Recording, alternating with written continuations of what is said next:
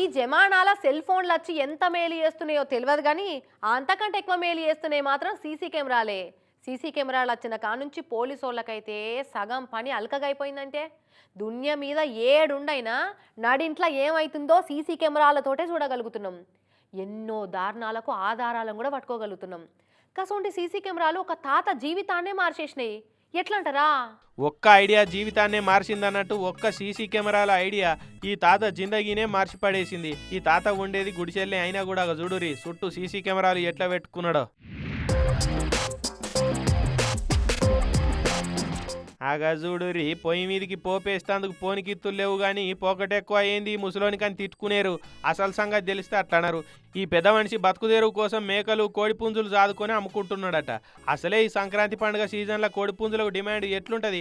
అందులో పందెం పుంజులు అంటే చాలు కనబడితే మాయం చేస్తుంటారు. అవి గట్ల మోపయ్యారు. దాసి దాసి దయ్యాల పాలు చేసినట్టు ఇదివరకు చాలా పుంజులు గట్లనే దొంగల పాలైనాయట. పెద్ద మనిషి ఆయే దొంగలేంబడి ఊరికి ఏడబట్టుకోగలుగుతాడు. ఇక ఎవరో ఉండి తాత నీ పుంజులకు తెల్లం దాకా పొద్దున దాకా నువ్వే కావాలి ఉండాలంటే కాని పని కానీ నా మాటిని ఎంతో ఇంతో ఖర్చు అవుతుంది కానీ సీసీ కెమెరాలు అయితే పెట్టించుకో. అందులో ఈడికి ఎవరు వచ్చింది ఏందన్నది మొత్తం వీడియో రికార్డ్ అవుతుంది. దొంగోడు వట్టిగానే దొరికిపోతాడని చెప్పిరట ఎవరో.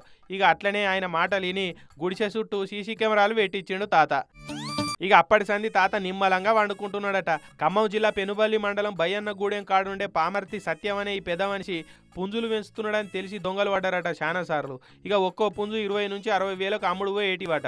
వాటిని ఎత్తుకపోయే వరకు చాలా లాస్ అయిందట పెద్ద మనిషి. అందుకే అప్పు చేసి మరి 40,000 పెట్టి సీసీ కెమెరా సెటప్ పెట్టించిండట. అప్పటి సంది ఇప్పటిదాకా ఇంటి చుట్టూ దొంగోడు ఎవడు రాలేదని చెప్తున్నాడు. మేము బేద కుటుంబం, కోళ్ళు సాదుకొని అట్నే అమ్ముకొని పొట్టలు పుచ్చుకుంటాం.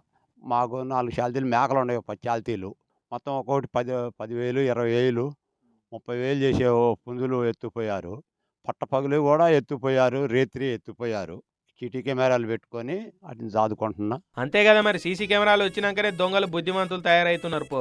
పేసులు కనబడకుండా మాస్కులు వేసుకున్నాడు, సీసీ కెమెరాలలో ముఖం పడకుండా రావాలన్న క్రమశిక్షణ అసొంటి అలవాట్లను కూడా ఇవే నేర్పినాయి.